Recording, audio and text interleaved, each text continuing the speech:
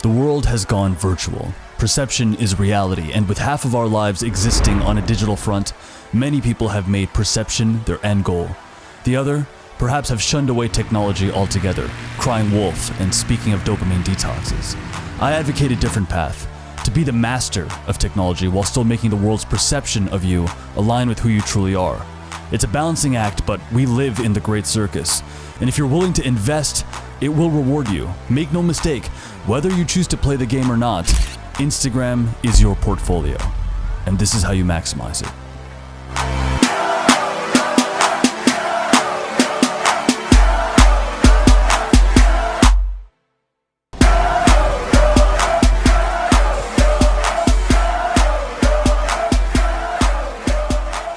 So first, I'm going to start off in the context of dating. I understand that this is not an area of life that everyone is interested in, but for maybe half of my audience who is single, I want to talk about how much of an impact Instagram has made when it comes to getting dates and getting like genuine connection, even higher interest from the different girls that I've been out with. The number one way you can present yourself on Instagram so that you look as attractive as possible to the opposite sex is presenting a lifestyle of travel and adventure.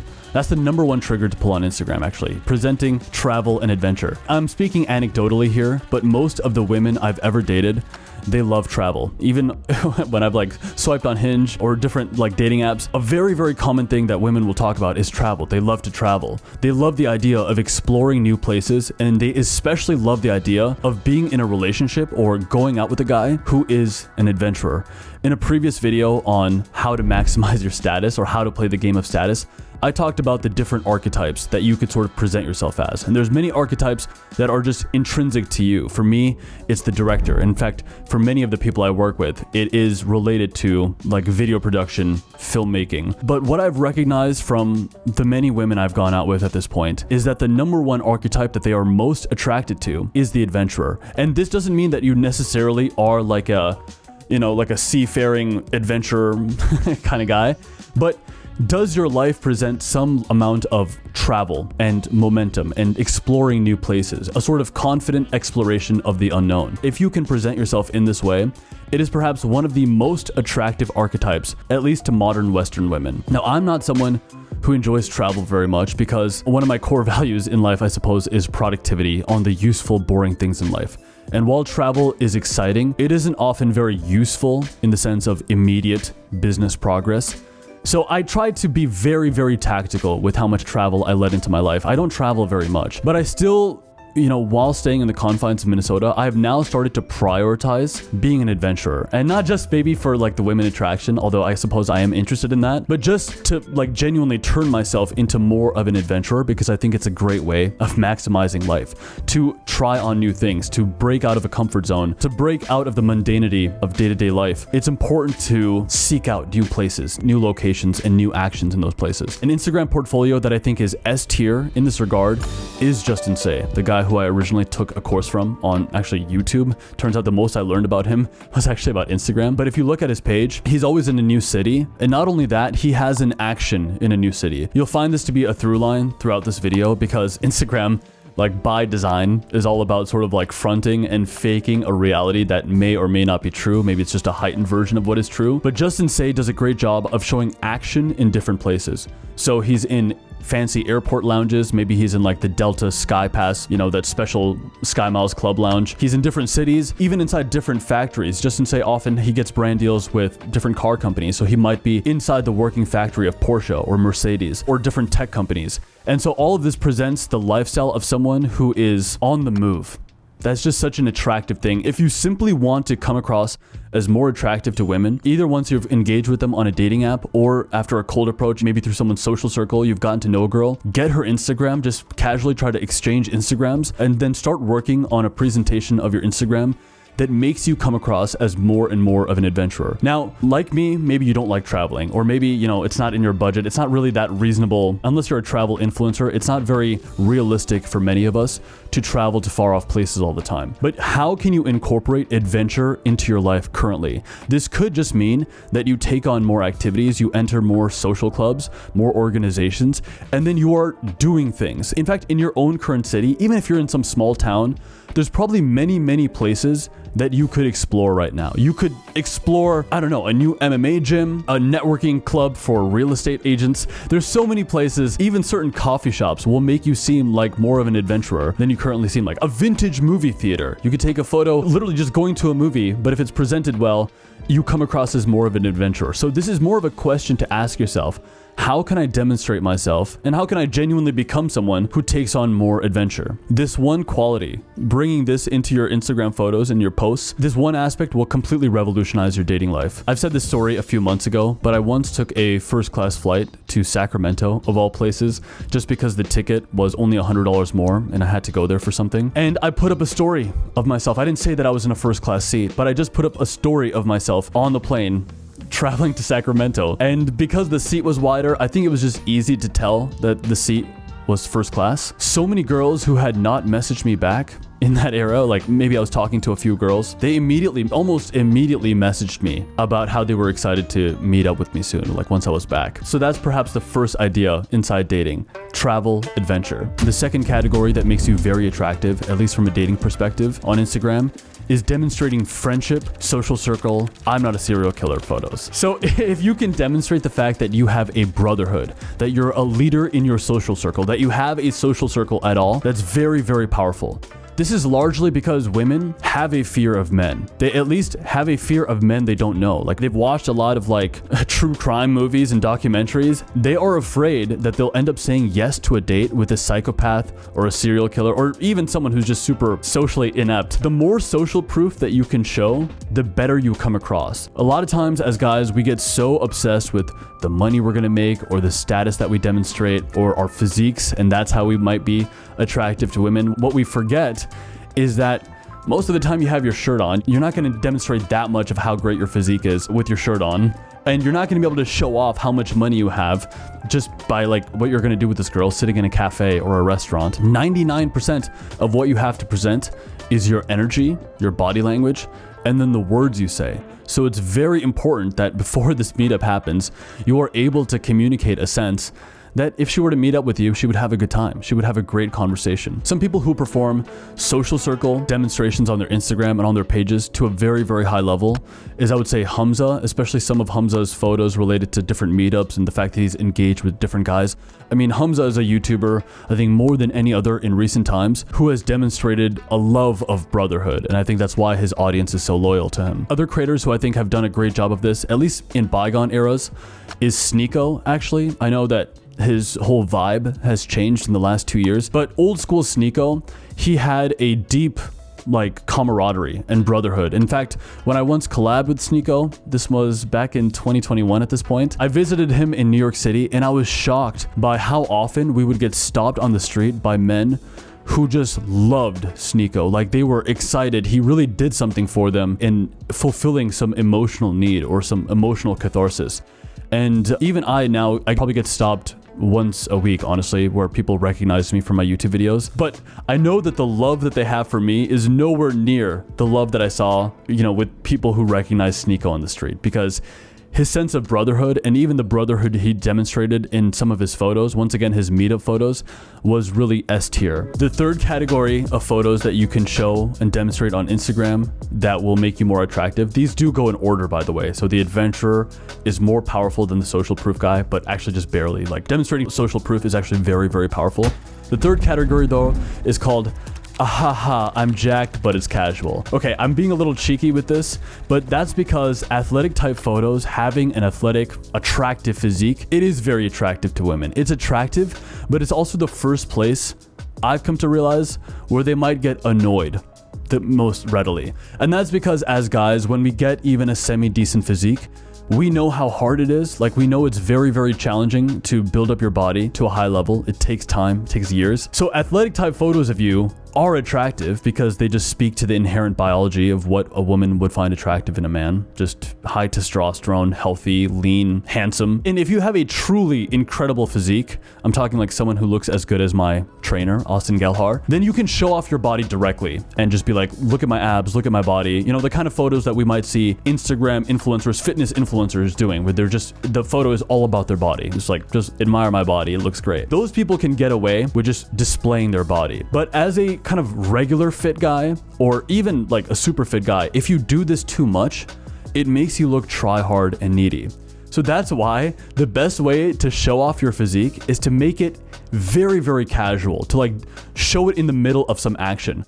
One of the reasons that boxing is such a great hobby to take on, any kind of MMA fighting, is that you naturally, if you're wearing a cutoff or even if you do it shirtless, you naturally have an action. So it's not just about showing off the body, it's the body is in motion, it is in action. It almost doesn't directly look like you're showing off your physique, even though perhaps that is what you're doing. It's indirectly shown off. It's shown off in the thick of something. You'll even notice this in like Marvel movies or any like superhero movie. Anytime a guy is shirtless, even Brad Pitt in Fight Club or Troy, they're not shirtless just to show the camera like, look at how shirtless I am, like, isn't my body sick? You'll notice they're always in the middle of something, like Star-Lord is taking his shirt off because he has to get washed down by that tomato paste that the aliens are throwing on him.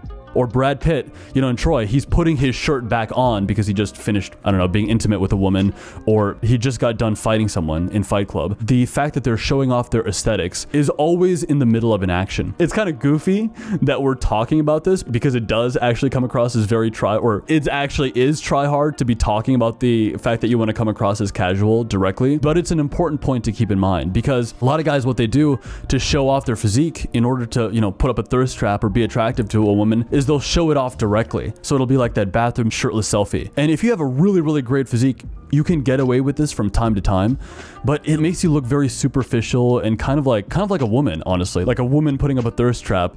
As a guy, when you do it, you just come across as very childish and try hard. So the best way to do it is to keep your athletic photos or the photos where you're incidentally showing off your body infrequent. That's why this tier is actually not as powerful as social proof or showing off adventure. It is powerful, but only when done indirectly and on occasion. The last category then is what I just call lifestyle/vibes. This is the one that sort of accentuates everything, and it's an amalgamation of the above traits of the adventurer, the social proof guy, and the fitness guy, but just done more so focusing on showing your inner life. So showing off your inner art or inner world, it's the least important of the 4 types of photography or posts that you can make on Instagram to basically be attractive to women. Unfortunately, it's also my favorite, but ways that I sort of represent this is through street photography or just presenting the things that I'm curious about, even things that just strike me as beautiful in a very elegant, moody way, color graded. As tier examples of this photographer Short Stash, Morgan Oliver Allen, and Peter McKinnon. Basically, it's beautiful photography or photography that just speaks to you.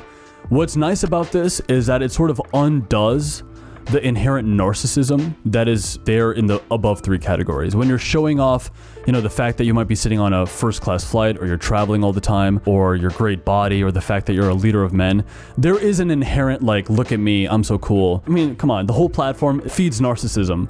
But the great thing about showing off lifestyle/vibes is it speaks to a truer part of you. It speaks to what I would say is your inner life. My star sign is Pisces. Look, I don't really believe in astrology. That's not true. I believe in it a little bit. I just find it to be true. Like some aspects of my astrology are true. Like I'm a Pisces. I'm very emotional and lost in a dream world. When I put up my photography, it feels like I'm showing off my dream world, my subconscious even. Basically, this category is attractive because it just softens the overall narcissism that is apparent, or the flexy nature that is apparent in the above 3 qualities. A lot of us creatives, we are very, very good at this category because we would rather show the inner life. It's the truest part of us actually, rather than anything that we have external.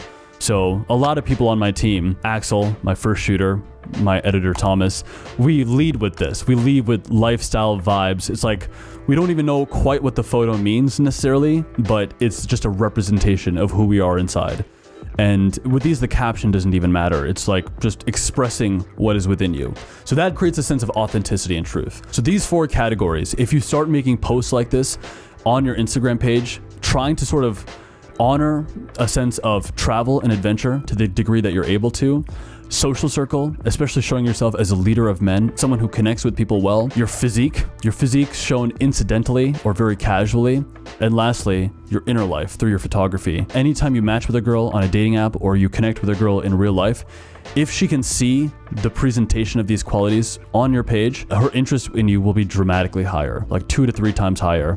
And if she can't see these qualities, that's when the odds of her flaking on you or not being interested in you go up. Even if she finds you immediately attractive in real life, out of sight, out of mind. Connecting with someone and having them being able to see these qualities in you, not even just women, people in general will think you're like a person they want to get to know, a person that is very attractive to them. Moving on, professional. How can you use Instagram to maximize your professional life? I was definitely inspired by this because a lot of like top tier YouTubers, I didn't even realize they connect with big brands like like Red Bull or different watch companies. They connect with these brands simply because their Instagram page speaks to some sort of professionalism, a professionalism with regards to their work. And then these companies, if they DM them or like DM the marketing manager of these different companies, they're actually able to connect with them and then get huge brand deals. Justin Say, his Instagram page alone is almost a $1 million per year business, even though he only has like 100,000 followers and his engagement isn't crazy high. It's just that the proof of work of his channel is that amazing. So let's get into this. The first thing you can show off to represent yourself as well as possible professionally is showing off your efforts on display. A lot of professional IG these days is people talking to camera, giving advice over like a reel format. This is actually generally not the best format for networking, although reels are great for growth. Like giving value over reels is excellent for growth, but maybe not necessarily networking with brands. And this is because even though reels are prioritized in Instagram's algorithm, it's not necessarily an interface that people enjoy, because Instagram still, the interface is best served when it's photos. Photos are much less intrusive. You can just look at a photo, you can look at a carousel and just swipe through it. It's much more like laid back, it's pulled back. A reel more so, whether you want it to or not, a reel is just sending sound and video at you. And maybe you weren't necessarily looking for that. But in terms of a brand appreciating you and loving you, you want to just not come across as cloying or annoying by talking to camera too often, uploading too many reels. So it's better then to just show your efforts and your progress on display, whatever that might mean for your work. So S-tier examples of this, I would say Danny Gewurz, the filmmaking YouTuber Danny Gewurz, because he's recently made a feature film. And so he only puts up posts really when he is trying to show off the process. It's a lot of behind the scenes photography of how he made his movie, of him being on set, and even like shots of the work he has done. These are his efforts on display. So anyone who has a filmmaking YouTube channel, or anyone who maybe wants to get a commercial made, if they were to see Danny Gewurz's page, they would immediately think, wow, this guy is all in on filmmaking. This guy is a true artist. I would love to work with him. The color grading in his shots, the lighting, the composition, it's fantastic. And seeing him on different sets with a big crew around him, you ask yourself, you begin to wonder, how did he pull this team together? What efforts must he have put himself through to be on this set here? As someone who now is looking at different sets and trying to hire a production designer for my own short film, I can only imagine, the depths of work that would have been to pull that off. So you see that and you really admire it. Now, efforts on display, it doesn't just have to be visual. Other examples of this are Chris Williamson, Andrew Huberman, even Kevin Walsh, the videographer I discovered in London. Chris Williamson and Andrew Huberman especially, if you look at their Instagrams, a lot of it is just information. It's mostly just carousel posts of what they have researched or studied most recently. That is also an example of effort on display. I use these examples because I'm sure many people in my audience have seen these creators. So if you have studied something deeply and you want to show it off, even if you're a researcher and you just wrote a paper, if you want to show off the details of you having, given a talk, given a lecture, showing off a paper, this is very, very good for your professional life. It displays your efforts. The next category, which is very similar to the first, is your insights on display. So insight is different from effort because effort just shows you in the process of something, but insight is what you have acquired from it. So insights, they tend to be more manicured and like value driven. So this is valuable carousels. You distill knowledge. It could have been that you just read a book and you distill that knowledge into a carousel. The occasional reel, you share what your latest journaling session produced for you. It's just what you have learned recently. You're just giving knowledge. You're just sharing where your efforts have led for you to become smarter. You put that on display. A lot of creators who grow great Instagram accounts, a lot of the thought leaders that you might follow, that's what they do. They put their insights on display. Category 3, your aspirations on display. Share what you are working towards. The nature of these platforms is that everyone inherently presents something manicured. So we seem to want to come across as perfect. We want to come across as really put together, like we have no issues, we have no problems. When you show your aspirations on display, it creates a lot of connection with the person on the other side of it, because you're showing what you have not achieved yet, what you have not yet figured out, what you are working towards. And I have often felt very sheepish about sharing my goals on Instagram or even sharing my goals on YouTube. And to my surprise, at every stage of the journey, when I have showed my aspirations, it could be like, hey, I'm working towards a 400-pound deadlift, I'm working towards a sub 5-minute mile, whatever it might be, people have only come to my aid. Like, I might have put up a YouTube video like my plan to make $1 million in the next year. I will genuinely get a new connection with a very high net worth person who'll say, hey, I saw your video about setting the goal to make $1 million. My book might help you. It's called 12 Months to $1 Million. That's how I met actually this YouTuber, Ryan Daniel Moran. Or when I wanted to run a faster mile, I started getting DMs and all this advice about my running form or like a running strategy, sprinting. That's how I connected with this like sub 4-minute, 42-second mile runner, Sahil, just because he's a track athlete and he saw some video or some post of mine about my goal to run faster and he connected with me. So when you share your aspirations, share what you're working towards, what your long-term goal is, or even a new system of living, like I'm trying to figure out how to get up earlier and get my sleep score higher. It could be anything. What I have found is that every time I've said, hey, I haven't figured this thing out, but I want to get better at this, I want to try to work towards achieving this goal, I don't know how to do it, people have always come to my aid. You know, one of my goals in this next season is like, I want to buy a second piece of property. Like I want to buy an investment property that isn't just the house I live in. And full disclosure, you know, I haven't made enough money to really pull that off in the way that I want to. And I don't really know that much about real estate, but I have mentors who, now that I've started mentioning it, they'll be like, oh, look at these are 12 places that you could look at. You know what? San Antonio is a great city right now to look at properties. So people come to your aid. People don't like roll their eyes at you for not having figured something out. They in fact give you resources. They come to your aid. They want to collaborate with you when you haven't figured things out. The last category that's very, very good for professional life, it's actually very good for professional dating across the board. Sharing your breakthroughs. If you are working hard at life, if you've especially mapped out your next strategic move, your next breakthrough will happen. Your next breakthrough is within 2 to 5 months away. This is the one idea that I say in all of my videos, you know, your next strategic move, your next breakthrough. Breakthroughs are the ultimate flex. They are, in fact, the only true flex there is. Everything else is fronting and fake, but a breakthrough is a flex, and it is a flex that you are allowed to show off in full force. If you have a breakthrough, share it. In the world of acting, actors and, you know, different talent, they are always encouraged to show when they have booked a part.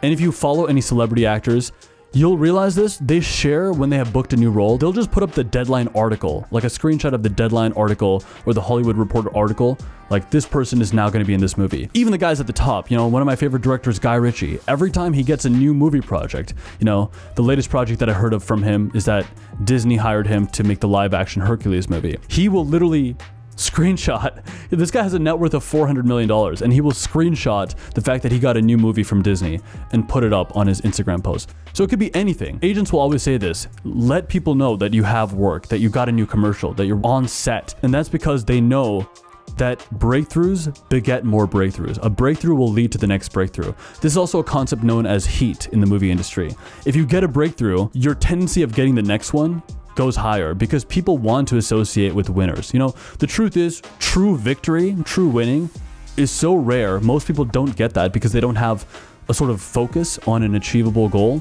So if you get a breakthrough, just show it. And don't even try to hide the fact that it's a flex. Don't try to secretly turn it into like a value-driven post or an insight, you know, like an aspiration. A breakthrough is a breakthrough. Just show like, boom, I did this thing, and show it off in full. What happens is that if you have a breakthrough, it creates this incredible upward spiral and it leads to the next thing. Now, one last category that I want to address is stories.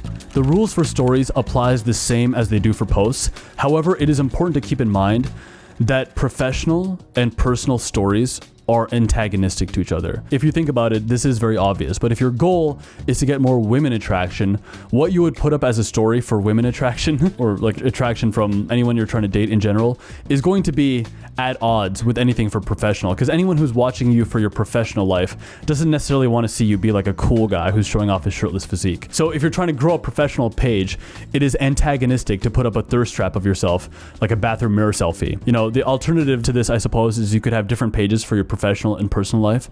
I think it's just much more optimal to just have everything on one page, but be very curated and thoughtful about when you're doing what, and don't do too much of what. I'm just going to give an example of what a content flow strategy could be on Instagram that appeals to both your professional and personal life. The first could be a story of you on a first class flight, or a photo of you dressed nicely on a first class flight. One of the photos that I admired most when I first saw it was from Eric Conover. He was given like a free, super high tier business class, first class flight to like Korea. And he was dressed in a suit. He just looked so great, and he put up this post.